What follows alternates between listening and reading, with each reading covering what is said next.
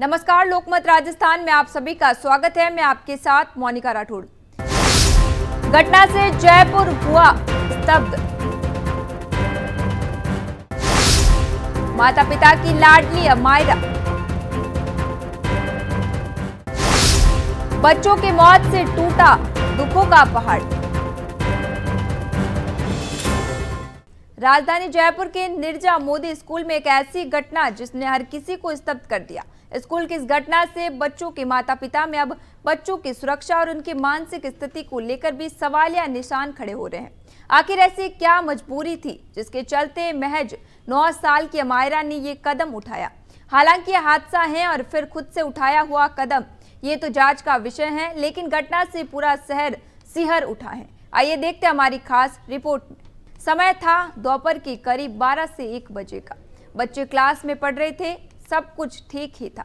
अचानक 9 साल की अमायरा टीचर को बोलती हैं उसे वॉशरूम जाना है, और जानकारी तो ये भी थी कि बच्ची का जो व्यवहार था वो बिल्कुल नॉर्मल था, जैसे हर दिन रहता है। बच्ची वॉशरूम गई, वॉशरूम से बाहर आई और फिर जो घटनाक्रम सीसीटीवी में कैद हुआ उसने सबको हैरान कर दिया। बच्ची उसकी हाइट से ऊपर की रेलिंग पर चढ़ी और 4थी मंजिल से कूद गई। बच्ची को आनन फानन में अस्पताल ले जाया गया, और लेकिन तमाम कोशिशों के बावजूद बच्ची नहीं बच पाई। अस्पताल में जो माहौल था वो हर किसी को रुलाने वाला था। एक माँ अपनी बच्ची को लेकर चीख पुकार मचा रही थी कि मेरी अमायरा मुझे वापस लौटा दो, मुझे मेरी अमायरा वापस चाहिए। वहीं बच्ची के पिता ना बोलने की हालत में ना अपने आंसू निकाल पा रहे थे, मानो जैसे बच्ची की मौत के बाद उनका सदमा ही लग गया हो। वही बच्ची की दादी बोल रही थी कि सुबह अमायरा मुझे अच्छे से मिलकर गई, जैसे उसका रूटीन है, लेकिन अचानक ये क्या हो गया। तीनों के मन में यही सवाल था कि आखिर क्यों ये सब हुआ। उनकी इकलौती बेटी के साथ ये क्या हो गया। माँ बाप खुद को भी कोस रहे हैं और स्कूल प्रशासन को भी। बच्ची के पिता ने तो स्कूल प्रशासन के खिलाफ FIR दर्ज करवा दी है। ऐसे में पुलिस ने भी अपने स्तर पर जांच शुरू कर दी है, लेकिन सवालों के प्रश्न तो तब ही मिल पाएंगे जब जांच पूरी होगी। वही दूसरी बात तो जो सबके मन में खटक रही है वो ये है कि क्या आखिर जब बच्ची ने खुद से ये कदम उठाया तो स्कूल प्रशासन ने सबूत मिटाने की कोशिश क्यों की। साथ ही जानकारी तो ये भी है कि स्कूल स्टाफ के द्वारा बच्ची को मानसिक प्रताड़ित भी किया जा रहा था।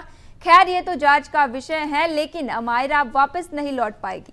अमायरा अब न्याय की मांग कर रही हैं और अमायरा के माता पिता अब बस अपनी बेटी के लिए न्याय चाहते हैं।